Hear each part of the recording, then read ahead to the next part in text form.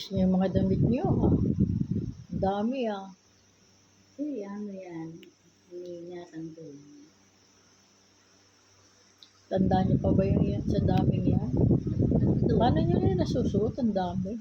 ito, may susot ko yan. Naka-steady ganyan yan. Isusot ko yan. Pag natitindihan ko yung... Parang yung ganyang tela favorite niyo, no? Oo. Kaya katulad yan ng isa, eh. Iba lang ang kulay, eh. Ito na to. Simple lang yun. Violet.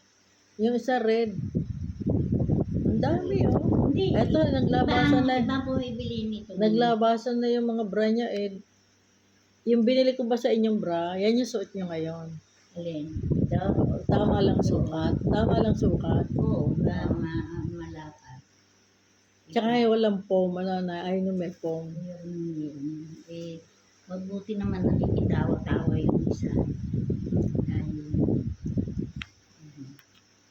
Namiss niyo na ba si Ate Elsie?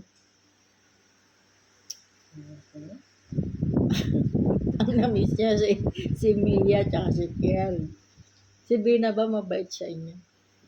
sige na nung nag-Muslim nag-aaral, yan mabait basta hindi siya maliligious. Mabait naman sa inyo yung mag-asawa, ano?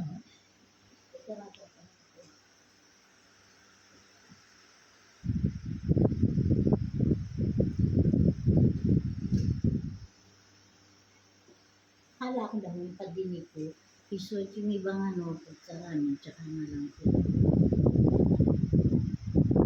Ito, isa lang yung pagkaroon ko.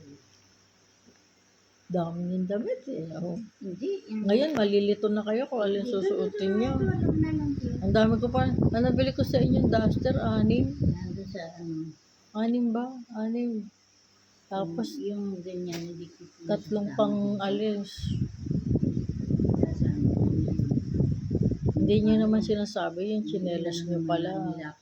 Yung palang binili kong chinelas. Babalik ko sa kanya, ito pinasuot lang niya sa akin. Akin yan, binili ko sa inyo yan. Ano, nalimutan nyo na? Di ba, ilan yung ganyan nyo?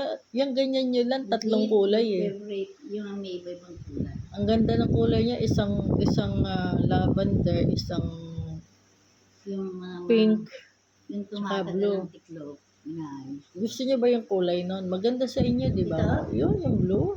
Maganda sa inyo yun eh. Maganda, maluwag. Tsaka malambot. Pumuna ko bago